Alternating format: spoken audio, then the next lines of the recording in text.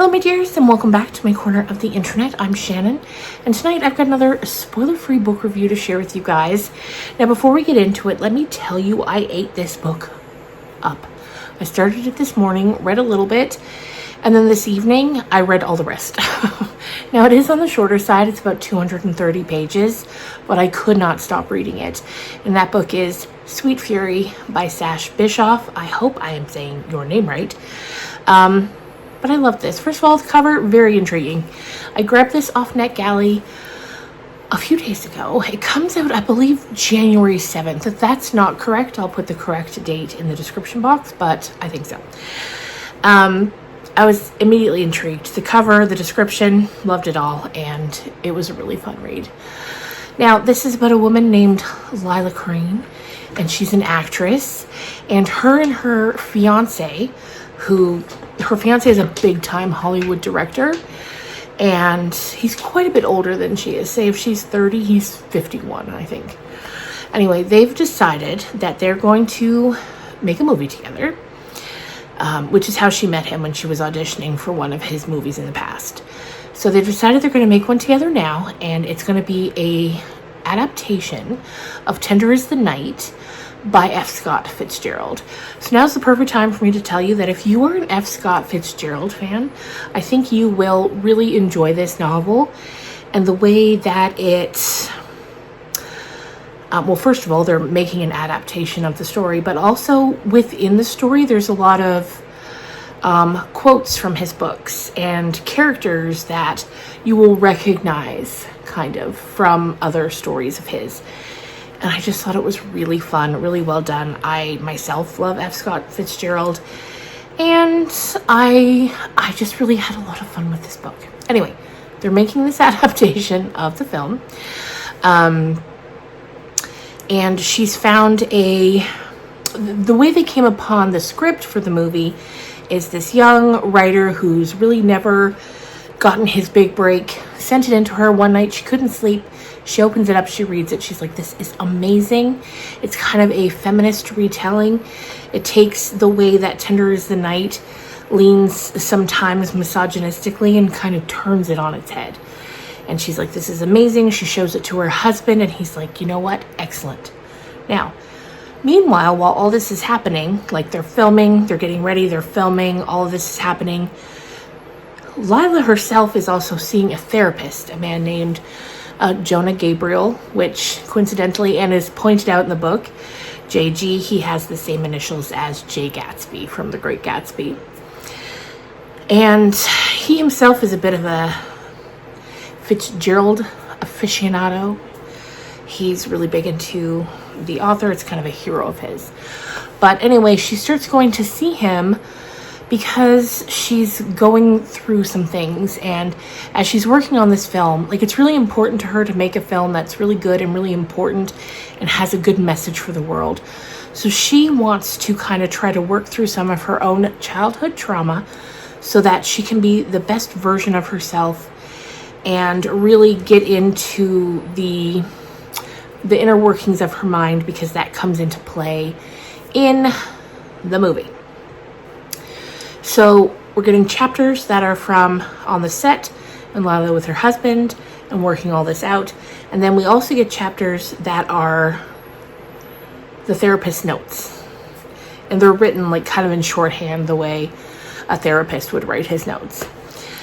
So I thought that was very interesting. And the ending, like the kind of big twist at the ending, I feel like it's not overly surprising. Like, you kind of fairly early on figure out where this story is going, or at least I did, and I think most people will, but it's still very satisfying. And there are smaller twists inside of the bigger twist that I really enjoyed, and I had a lot of fun with it. Yeah, I guess that's really all I can tell you without telling you too much. So if that sounds interesting, I've seen it compared to kind of The Silent Patient by, I think his name's Alex Michaelides. And I haven't read The Silent Patient, but I've read another book of his, The Fury, back at the beginning of this year. But I remember a few years ago, quite a few years ago now, when The Silent Patient came out, it was a big hit. And everybody loved it and was talking about it. And it's just one of those things I've never gotten around to reading myself. So it was compared to that. So if you liked that, maybe check this out. Otherwise, if it just sounds interesting, you can also check it out. And I will say as well, just where I have mentioned that, like, F. Scott Fitzgerald is referenced a lot. If you're familiar with his books, you'll get a lot of the, the kind of things sprinkled around the story. But let it also be known that if you're not familiar with him at all, it's fine. Like, you don't need to be familiar to understand the story. And if anything, I think it might intrigue you to want to check out his work, especially Tender is the Night, since it's so heavily referenced. So there you go, you guys. That's my review. I think I'm going to give it 5 stars. At first, it was like 4 stars, but the more I think about it, the more I think it is 5 stars for me. Really enjoyed it. And before we go, I have to show you. Today in the mail. Now, if you've been watching through October at all, you've seen me talk about The Shining many times by Stephen King, of course. And then last Thursday, on Halloween, I recorded an episode of my podcast about The Shining. And when I tell you, when I checked the mail today, I was so excited. I got a small package from my friend Lyndall, who watches this channel, and she's just the sweetest woman you could ever hope to get to know. And she's been commenting and watching my videos for years and years.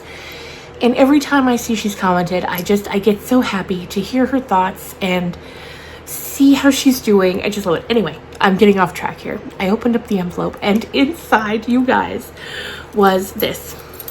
Okay, let me show you here. So it's a keychain. Here it says the Overlook Hotel, Sidewinder, Colorado. And it's even got a little key here that also says the Overlook Hotel. On the back, it has room 237, which is the room from the movie. In the book, it's 217. But fun fact, when they were making the movie by Stanley Kubrick, which I love the movie so much, the hotel they filmed it in, the Stanley Hotel, had a room 217. And they worried that because something very scary happens in that room, so they worried that by using room 217, people would be afraid to stay there. So they changed it to room 237, which is a room they don't have in their hotel. As it turned out, when people call to book reservations, they always want to stay in room 217. So anyway, I love it so much. I can't wait to put it on my keys. As soon as it came, I sent a picture to Krista, my co-host on the podcast. I was like, you won't believe this. I sent pictures to everyone that I knew would get it because I was so excited. Thank you, Lyndall. I love it so much. I love it so much. What a wonderful keepsake. And I'm going to put it right on my keys. I kept going back and forth. Should I put it somewhere as a decoration or put it on my keys? But I think it's going on the keys because I want to see it every day. Anyway, that's going to do it for me for tonight. Thank you so much for watching. As always, if you made it this far, what can we do? Leave is there a key emoji? I don't know. If there is, leave one. If not, I don't know, a house. You know what? Leave whatever you want. Anyway, talk to you soon.